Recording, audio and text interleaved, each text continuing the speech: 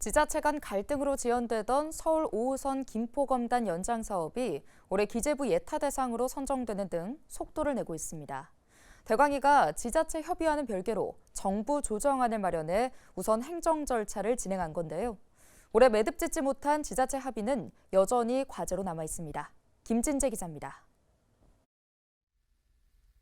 좀처럼 속도를 내지 못하던 서울 지하철 5호선 김포검단 연장 사업이 올해 8월 기획재정부 예비타당성 조사 대상으로 선정됐습니다. 예타 기간은 12개월로 해당 철도 사업의 경제성 평가와 정책성 분석 등을 실시합니다. 예타 결과 사업 타당성이 확보되면 기본계획 수립과 설계, 실시 설계 승인 등을 거쳐 착공하게 됩니다. 서울 지하철 5호선 김포검단 연장 사업은 5호선을 방화 차량기지에서 김포 고촌과 풍무, 인천 검단을 거쳐 김포 한강이 콤팩트시티까지 연장하는 사업입니다. 지난 2021년 제4차 국가철도망 구축 계획에 추가 검토 사업으로 반영됐지만 당시 지자체 간 합의가 단서 조항으로 붙으면서 연장 노선을 둘러싸고 지자체 간 갈등이 이어져 왔습니다. 향후 GTX D 노선의 수요를 뺏겨 경제성이 낮아질 경우 자칫 사업 자체가 무산될 수도 있다는 우려가 나오자 국토교통부 산하 대도시권 광역교통위원회는 올 초 정부 조정안을 내놨습니다. 조정안 발표에 지자체 간 표정은 엇갈렸습니다. 김포시가 조정안 수용 입장을 밝힌 반면 인천시는 추가역 논의 필요성을 언급하며 사실상 수용 불가 입장을 밝혔습니다.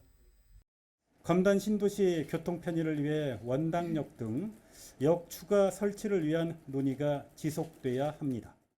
특히 인천 정치권과 지역 주민들 사이에서는 조정안에 대한 불만이 쏟아졌습니다. 지자체 간 동의되지 않는다면 5호선은 한 발짝도 추진될 수 없음을 명확히 밝힌다.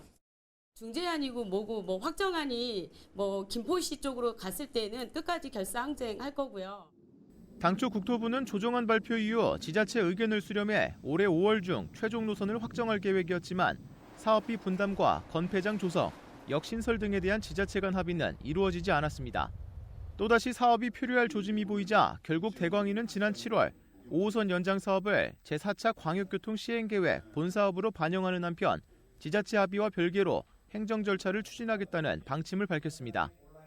이 사업이 이제 계속 지연되면 지연될수록 아무래도 어려움이 가중될 수 있기 때문에 저희 대광위에서는 이대로 이제 놓을 수는 없다는 그런 판단을 하게 됐습니다. 그래서 이렇게 투트랙으로 일단 사업은 계속 진행을 하면서 의견은 계속 받는 걸로. 그 결과 5호선 연장 사업이 기재부의 2024년 제6차 재정사업평가위원회를 통과해 예타 대상으로 선정되는 등 행정 절차의 속도가 붙게 됐습니다. 국토부는 5호선 연장 사업을 오는 2031년까지 준공하겠다는 계획이지만 향후 사업 과정에서 비용 분담과 추가역 신설 등을 둘러싼 지자체 간 합의는 여전히 변수로 남았습니다. 헬로티비 뉴스 김진재입니다.